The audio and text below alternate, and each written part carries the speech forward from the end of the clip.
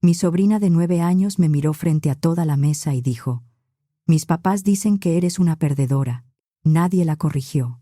Al contrario, se rieron. Y lo hicieron sentados en la casa que yo había ayudado a pagar. Me llamo Magdalena Castañeda.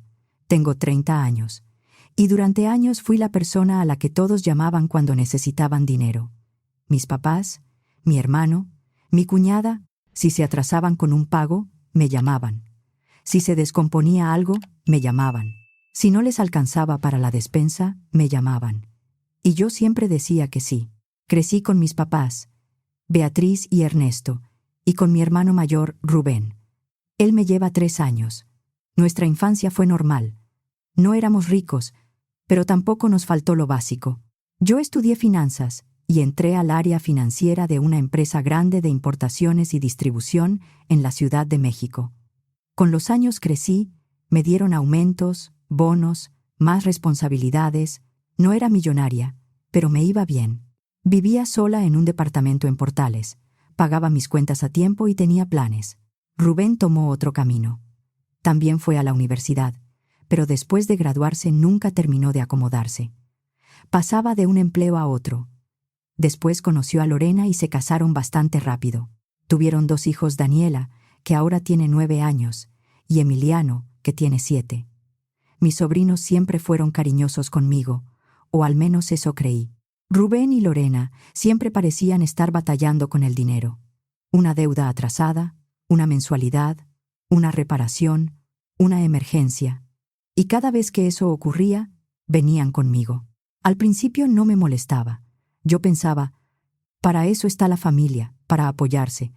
Así que les prestaba dinero, los ayudaba con trámites o les transfería por SPAY lo que necesitaban. Casi nunca les pedía que me lo devolvieran. Mis papás tampoco estaban bien económicamente. Seguían viviendo en la misma casa vieja de Azcapotzalco, y con los años todo empezó a fallar: el techo, el boiler, la camioneta de mi papá. Entonces también me llamaban a mí. Poco a poco se volvió una costumbre. Si alguien necesitaba algo, la solución era Magdalena. Magdalena lo paga. Magdalena lo arregla. Magdalena sabe cómo hacerlo. Magdalena no dice que no. Yo llevaba una hoja de cálculo en mi computadora, no porque quisiera echárselos en cara, sino porque necesitaba saber a dónde se estaba yendo mi dinero. Al principio me daba pena anotarlo, como si poner números hiciera que mi ayuda se viera fría. Después entendí que no era frialdad, era realidad. Despensa para Rubén cuando estuvo 3 meses sin empleo, 24,000 pesos. Tratamiento dental de Lorena, porque su seguro médico no cubrió todo, 8,000 pesos. Boiler de mis papás y recibo de gas atrasado, 5,200 pesos. Mensualidades del coche de Lorena durante casi un año, 75,000 pesos. Y eso sin contar el dinero que puse para ayudar a Rubén con el enganche, el avalúo y parte de los gastos notariales de su casa. Ese número ni siquiera lo había querido escribir completo, porque verlo en la pantalla me daba una mezcla de vergüenza y coraje. Entre mi sueldo, mis bonos y mis ahorros, yo podía ayudar, pero cada vez que lo hacía, me alejaba de mis propios planes. Me alejaba de mi casa, de mi tranquilidad, de mi futuro, y aún así seguía diciendo que sí.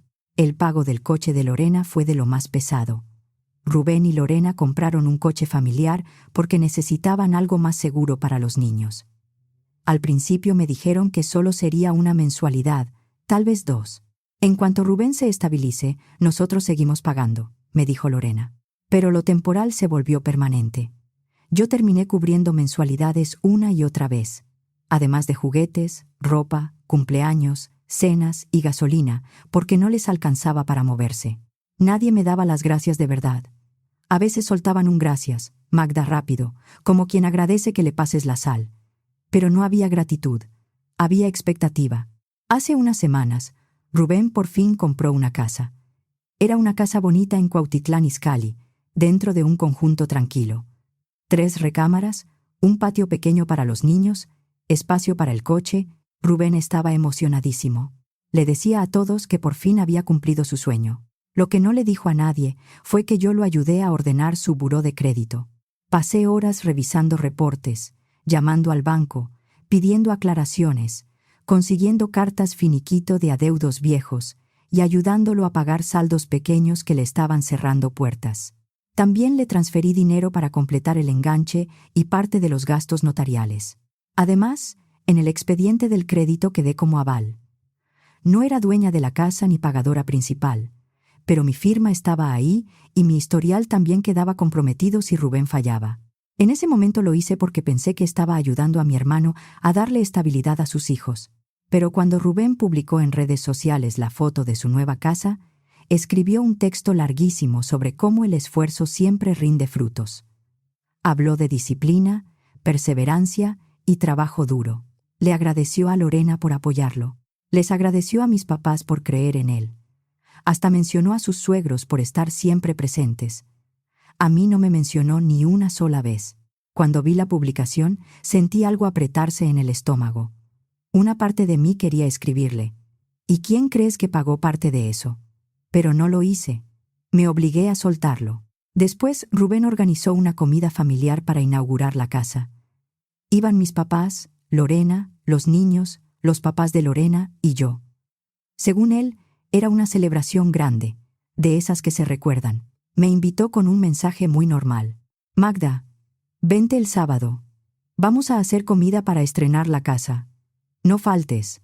Salí con más de una hora de margen desde Portales porque, aunque era sábado, Periférico y la salida hacia el norte podían ponerse lentos. Llegué puntual, con una botella de vino y una planta para la entrada. La casa se veía bien. Lorena la había decorado con buen gusto. Había cortinas nuevas, cojines, cuadros familiares y una mesa llena de comida: pollo en mole, arroz, frijoles, ensalada, tortillas calientes y agua de Jamaica. Nos sentamos a comer. La mesa estaba apretada porque éramos muchos. Me tocó junto a Daniela, la hija mayor de Rubén. Yo siempre había tenido cariño por ella. Le compraba libros, le ayudaba con tareas, la llevaba por helado cuando podía. Nunca imaginé que ella sería quien diría la frase que me abriría los ojos. En medio de la comida, vi que las tortillas estaban del otro lado de Daniela. Daniela, ¿me pasas las tortillas, por favor?, le pregunté. No reaccionó. Miró hacia el frente como si yo no estuviera ahí. Pensé que no me había escuchado, así que repetí un poco más fuerte. «Dani, ¿me pasas las tortillas?». Entonces giró todo el cuerpo hacia mí. Me miró directo a los ojos y habló fuerte, para que todos la escucharan. «No quiero sentarme contigo. Nosotros no nos sentamos con gente como tú. Mis papás dicen que eres una perdedora». La mesa se quedó en silencio apenas medio segundo. Luego, empezaron las risas. Lorena se tapó la boca con la servilleta, pero se le notaba la sonrisa. Mi mamá soltó una risa nerviosa. Los papás de Lorena sonrieron como si la niña hubiera dicho la ocurrencia más graciosa del mundo. Mi papá bajó la mirada, pero tampoco dijo nada. Miré a Rubén. Él era el padre. Él tenía que corregirla. Él tenía que decirle que eso no se hacía. Pero Rubén solo se encogió de hombros, se volteó hacia mi papá y dijo: «¿Y la camioneta, papá? ¿Ya quedó bien del ruido que traía?». Y así, como si nada, todos siguieron comiendo. Pasaron el arroz. Sirvieron más mole. Se pusieron a hablar de la casa, del tráfico, de los vecinos. Yo me quedé sentada, helada, con las manos sobre las piernas. Daniela tenía 9 años. Una niña de 9 años no inventa una frase como «Nosotros no nos sentamos con gente como tú» de la nada. Eso lo había escuchado. Alguien lo había dicho antes. Rubén y Lorena habían hablado de mí así en su casa. Probablemente se habían reído de cómo pagaba todo y seguía apareciendo cada vez que necesitaban algo. Me levanté despacio. Al principio nadie se dio cuenta. Tomé mi bolsa del respaldo de la silla. Mi mamá apenas levantó la vista del plato. «Magdalena, ¿a dónde vas?». «Me voy», dije. Rubén movió la mano, como si yo estuviera haciendo un drama por nada. «No seas tan sentida. Es una niña». No contesté. Caminé hacia la puerta y salí sin decir otra palabra. Detrás de mí escuché que alguien volvía a reírse. Me subí a mi coche y me quedé sentada 1 minuto, con las manos en el volante. No lloré. Eso fue lo extraño. Yo pensé que iba a llorar, pero no. Solo sentía un hueco enorme. Entonces vibró mi celular. Era un mensaje de mi papá. Mañana vence lo del seguro de la camioneta, ¿verdad? Llevaba meses pagando su seguro porque él decía que no podía cubrirlo. Le respondí con 3 palabras. No es mi problema. Encendí el coche y me fui a mi departamento. A la mañana siguiente desperté con una claridad rara. Ya no estaba furiosa, ya no estaba triste, solo estaba cansada de pagar, justificar, aguantar y fingir que todo estaba bien. Tomé mi celular y le mandé un mensaje a Lorena. Ya no voy a pagar el crédito de tu coche. Luego llamé al banco. Durante el último año, la mensualidad del coche de Lorena se había estado cargando desde mi cuenta como domiciliación autorizada. Pedí cancelar de inmediato cualquier cargo relacionado con esa cuenta. La mujer que me atendió preguntó: ¿Estás segura? Sí, respondí. Hizo el trámite en ese momento. 1 hora después, mi celular empezó a vibrar sin parar. Primero llamó Rubén. Luego mandó mensajes. Luego volvió a llamar. ¿Qué está pasando? ¿Por qué Lorena recibió un aviso del banco? Magdalena, contéstame. Tenemos que hablar. No respondí. Dejé que el teléfono vibrara hasta que se quedó en silencio. También entré a la aplicación del banco y cancelé los pagos domiciliados que tenía para mis papás.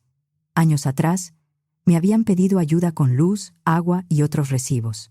Al principio pagaba cuando me avisaban, pero luego, para evitar cortes y recargos, dejé algunos pagos programados desde mi cuenta. Ese día los cancelé todos. En la noche, Lorena escribió en el grupo familiar de WhatsApp. Era un mensaje larguísimo sobre cómo yo los estaba dejando solos justo cuando más lo necesitaban. Decía que ellos siempre habían estado para mí, que mi reacción era cruel, que estaba castigando a los niños por una cosa sin importancia. Era un grupo que Rubén había creado para organizar la comida, y ahí seguían metidos todos, incluso los papás de Lorena. A los pocos minutos, mi mamá le puso una reacción al mensaje. Luego mi papá, luego los papás de Lorena. Leí el mensaje una vez. Después salí del grupo sin escribir una sola palabra. A las 8:30 de esa noche, mi mamá me escribió por privado. Tu papá intentó pagar la luz y no pasó el cargo. ¿Puedes revisar qué pasó? No contesté. Durante los días siguientes llegaron más mensajes. Rubén mandó párrafos enteros diciendo que yo estaba exagerando. Lorena mandó emojis llorando y repitió que tenían 2 hijos que mantener. Mi mamá llamó varias veces. Mi papá escribió que yo no podía ponerme así por un comentario de niña. Guardé el celular más veces de las que puedo contar. Fui al trabajo. Volví a mi departamento. Cociné. Dormí. Hice mi vida normal. Y por primera vez en años, no sentí ansiedad al revisar mi cuenta bancaria. No estaba pensando qué había pagado mi familia esta vez, ni calculando si aún podía cubrir mi renta, mi tarjeta y mis propios gastos. Una noche abrí mi hoja de cálculo y revisé los números de nuevo. Ahí estaban la despensa, el tratamiento dental, el boiler, el gas, el coche de Lorena. Y eso no incluía cumpleaños, Navidad, gasolina, uniformes, útiles escolares, ni pequeños préstamos que jamás volvieron. Tampoco incluía completo el apoyo para la casa de Rubén, parte del enganche, gastos notariales, trámites y adeudos pequeños para limpiar su historial. Todo eso había salido de mí. Había sostenido a mi familia durante años. Y lo único que recibí a cambio fue que una niña de 9 años me llamara perdedora, repitiendo lo que sus papás decían de mí. Una semana después de la comida, mi papá recibió una llamada de la aseguradora. La póliza de la camioneta había quedado sin cobertura por falta de pago. Yo llevaba más de 1 año pagando ese seguro. Él me lo pidió cuando estuvo entre trabajos y dijo que sería algo temporal. Como todo en mi familia, lo temporal se volvió permanente. 5 días antes había vencido la mensualidad. No la pagué. Mi papá me llamó. No contesté. Me dejó un mensaje de voz. Magdalena, debe haber un error con el seguro. ¿Puedes hablar para arreglarlo? Ya sabes que necesito la camioneta. No hice nada. 2 días después, mi papá iba manejando cuando lo detuvieron en un operativo. Traía una luz trasera fundida. Al revisar sus documentos, salió que no tenía seguro vigente.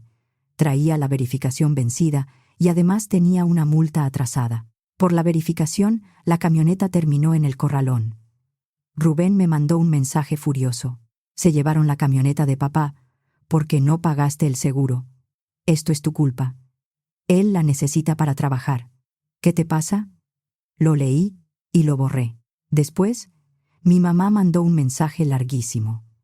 Decía que yo estaba lastimando a la gente que me quería, que mi abuela se iba a avergonzar cuando se enterara de mi comportamiento, que yo estaba siendo vengativa, fría y cruel. No sentí culpa, solo una calma rara, como si por fin se hubiera apagado un ruido que llevaba años oyendo. Esa misma noche estaba revisando archivos viejos en mi computadora. Ordenaba documentos, estados de cuenta y comprobantes cuando encontré algo que había olvidado casi por completo. 4 años atrás, había abierto una cuenta de inversión separada para crear un fondo educativo para Daniela y Emiliano. No se lo dije a nadie. La cuenta estaba a mi nombre, pero la idea era usarla algún día para ayudarles con la universidad. Cada mes depositaba 3,000 pesos. Lo hice durante 4 años. Solo en aportaciones eran 144,000 pesos. Entré a la plataforma y revisé el saldo. Con rendimientos había un poco más. Me quedé mirando la pantalla. Ese dinero era para los hijos de 2 personas que dejaban que me llamaran perdedora en mi cara. Transferí todo el saldo a mi cuenta principal. Después, cerré esa inversión. Mi teléfono siguió vibrando. Más llamadas de Rubén. Más mensajes de mi mamá. Incluso los papás de Lorena empezaron a escribirme, diciendo que yo era una persona sin corazón. Miraba los mensajes con una distancia extraña, como si fueran para alguien más. Luego los borraba uno por uno. Unos días después, llegué del trabajo y encontré una caja en la entrada de mi departamento. No era de ninguna tienda. La dirección de remitente era la casa de Rubén. La abrí con cuidado. Adentro, había una pulsera hecha con sopa de codito pintada de colores. Una manualidad escolar con pegamento, hilo y pintura. Mi nombre estaba escrito en una tarjeta con letras grandes y cuidadas. Magdalena. También había una nota. La letra era de niña, pero las palabras no. Querida tía Magdalena, lamento profundamente mi conducta inapropiada durante la comida. Fue una falta de respeto, y ahora entiendo que siempre has apoyado a nuestra familia. Por favor, perdóname. Me sentiría honrada si pudieras asistir a mi pastorela el próximo mes. Con cariño, Daniela. La leí 2 veces. Conducta inapropiada. Me sentiría honrada. Era noviembre. Así que la pastorela de diciembre tenía sentido. Lo que no tenía sentido era esa voz. Ninguna niña de 9 años habla así. Rubén se la había dictado. O Lorena, tal vez los dos. Habían usado a Daniela para intentar ablandarme. Sostuve la pulsera en la mano. Estaba bien hecha. Seguramente Daniela sí le había dedicado tiempo. Eso fue lo único que me dolió un poco. Pero no era una disculpa real, era una estrategia. Volví a poner la pulsera en la caja y la dejé sobre una repisa. Entonces recordé algo importante.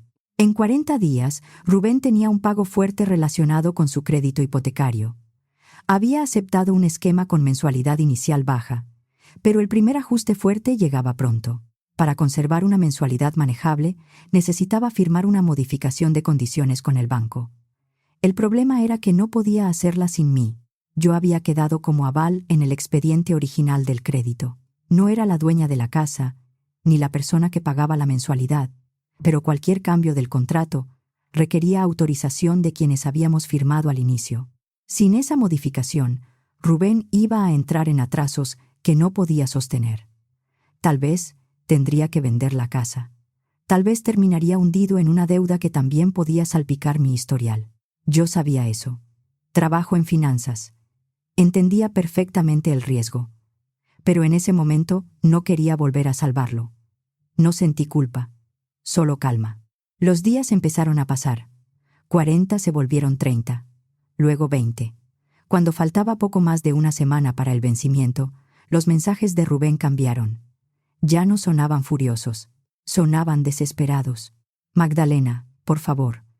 Necesitamos hablar de la reestructura. Sé que estás molesta, pero podemos arreglarlo. El banco necesita tu firma. Por favor, contéstame. Leí todo. No respondí nada. Unos días después, tocaron a mi puerta. Miré por la mirilla y vi a un repartidor con 2 paquetes. Entrega para Magdalena Castañeda, dijo. Necesito firma. Abrí apenas la puerta y revisé las etiquetas. Uno venía de la casa de mis papás, el otro de la casa de Rubén. No voy a recibirlos, dije. El repartidor parpadeó, confundido. ¿Segura? Ya están pagados.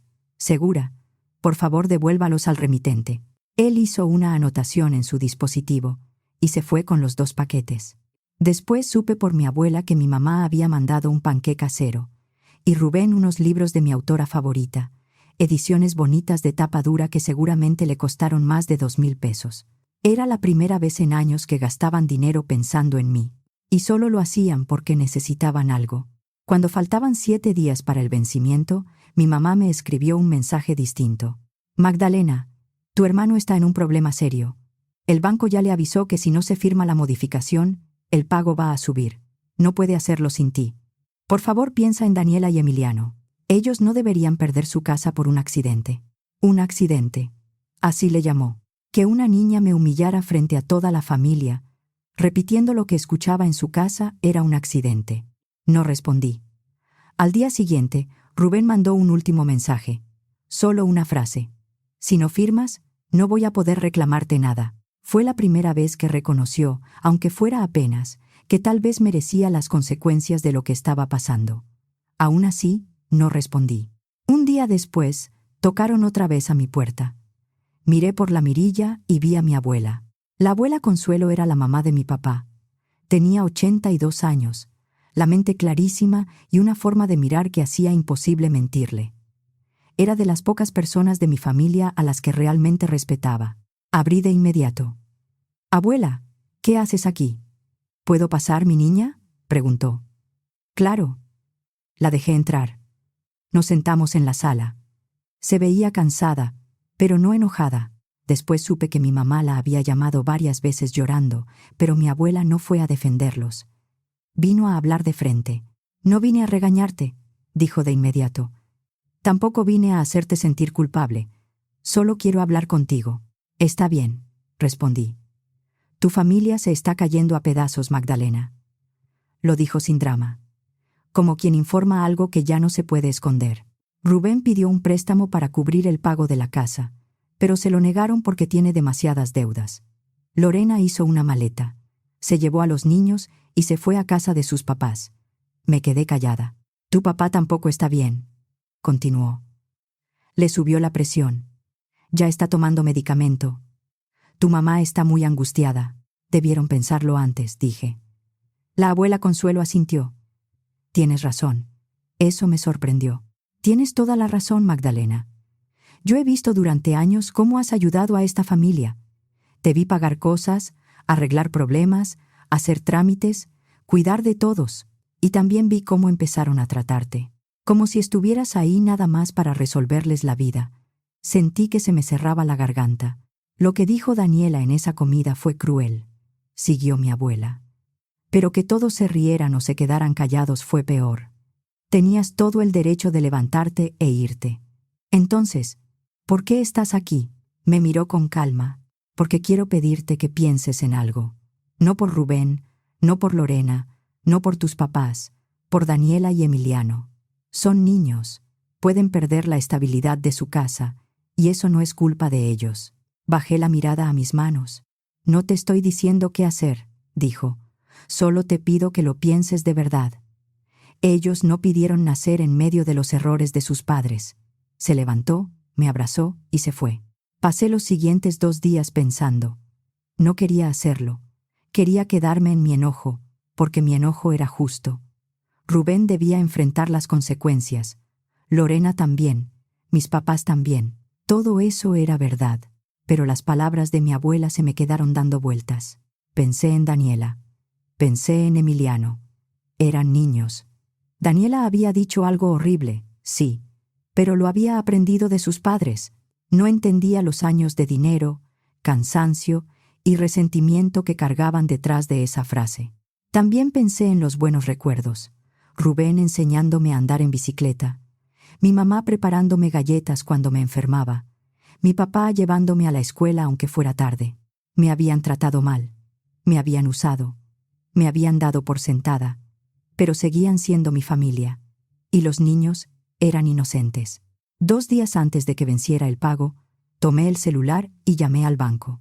Estoy registrada como aval en el expediente del crédito hipotecario de Rubén Castañeda, dije. Quiero hacer una cita para revisar los documentos de modificación de condiciones.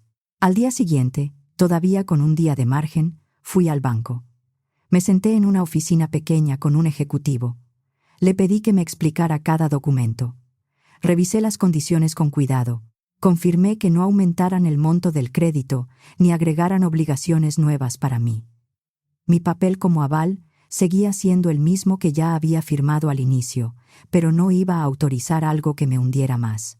Lo revisé 3 veces. Después firmé donde correspondía. Cuando salí del banco, me fui directo a mi departamento. No llamé a Rubén. No llamé a mis papás. No le dije a nadie lo que había hecho. Firmé también para proteger mi historial, pero no les regalé tranquilidad.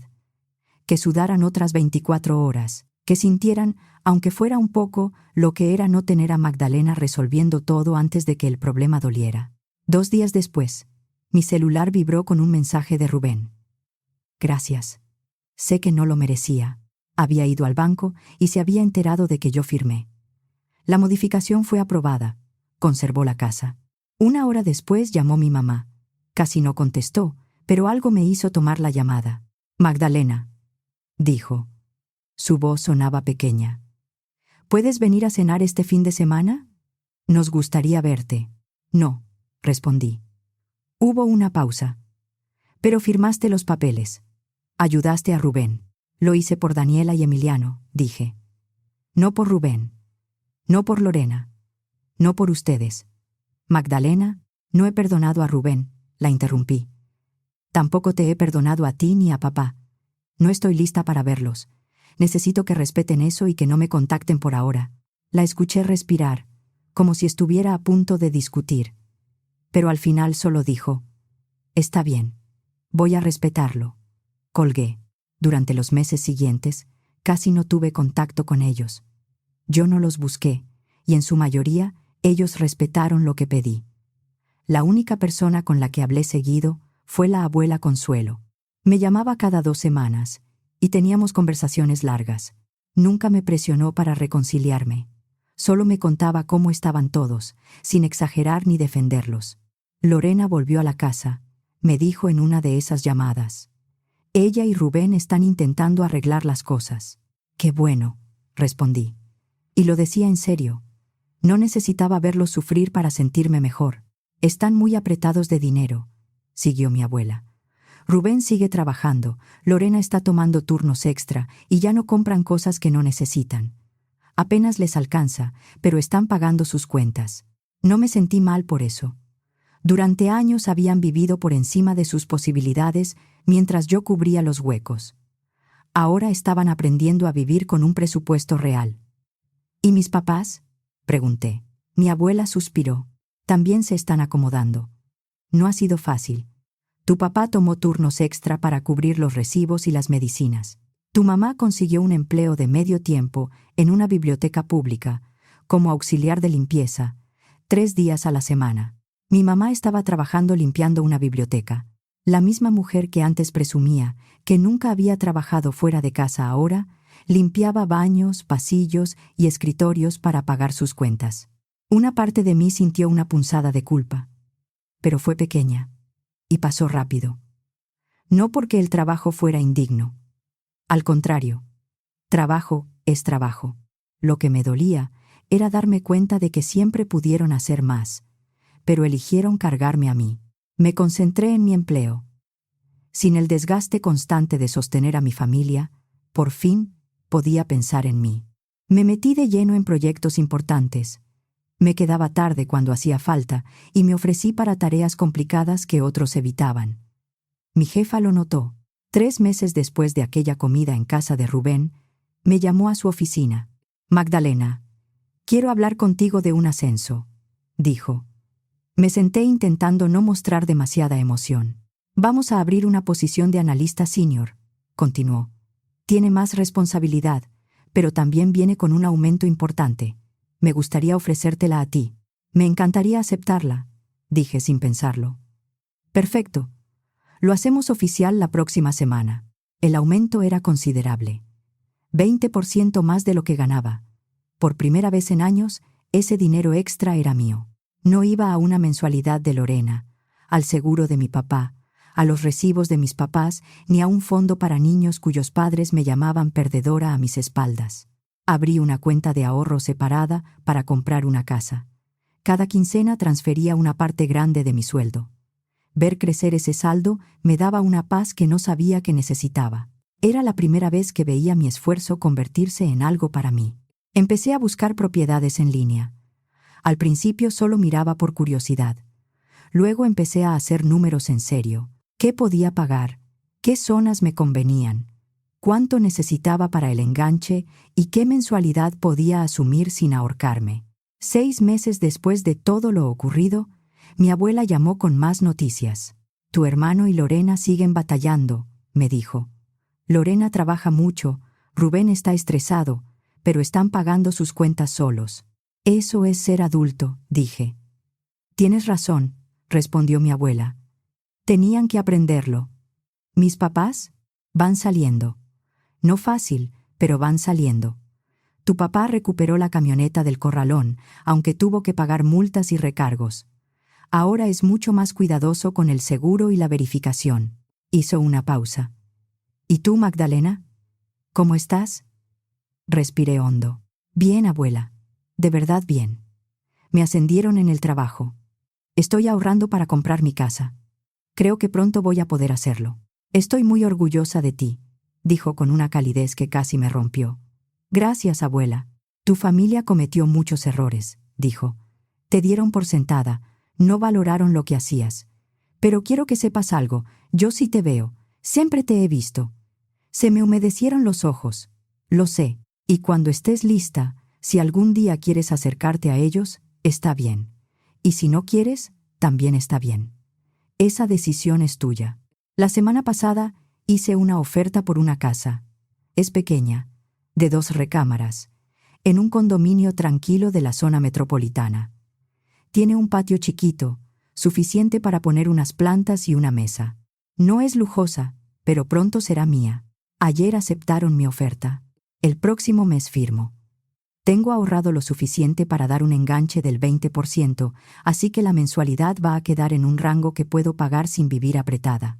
Cuando vi el correo de aceptación, me quedé sentada frente a la computadora, sonriendo sola.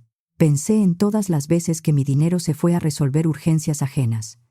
Pensé en cómo me decían gracias sin mirarme bien, como si mi ayuda fuera natural, obligatoria, garantizada. Ya no.